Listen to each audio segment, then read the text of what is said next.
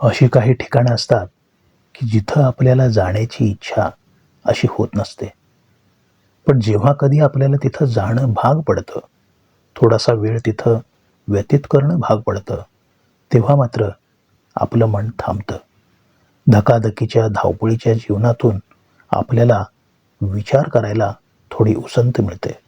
आपण बारकाईनं निरीक्षण करायला लागतो, चिंतन करायला लागतो.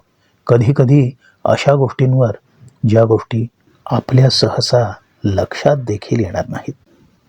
अशाच एका प्रसंगी एका रुग्णालयाच्या प्रतीक्षा केंद्रात मी बसलेलो असताना दोन मध्यमवर्गीय स्त्रियांमधील मी संभाषण ऐकलं. त्यापैकी एक आई तिच्या तरुण मुलाबद्दल बोलत होती.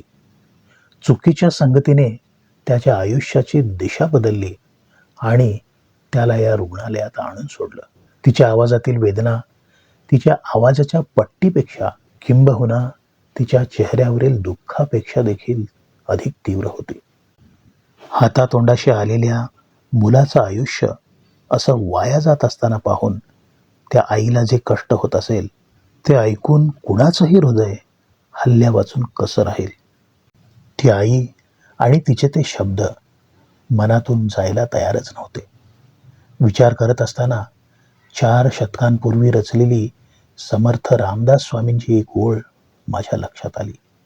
धरी रे मना संगती सज्जनाची, जेने वृत्ती हे पालटे दुर्जनाची.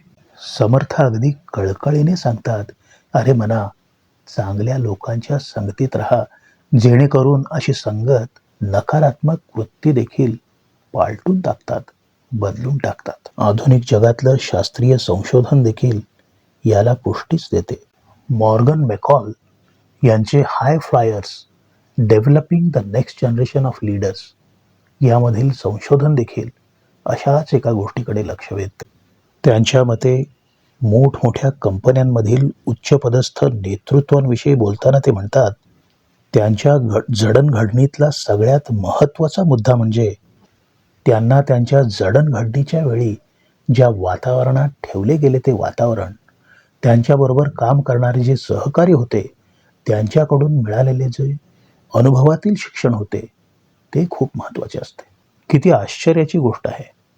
समर्थ रामदास स्वामी आणि मेकॉल हे दोघेही जवळजवळ 4 शतकांच्या अंतराने एकच गोष्ट सांगत आहेत. आपण कोणाच्या संगतीत असतो, विशेषतः आपल्या जडणघडणीच्या काळात, यावरच आपण कोण बनतो हे ठरते.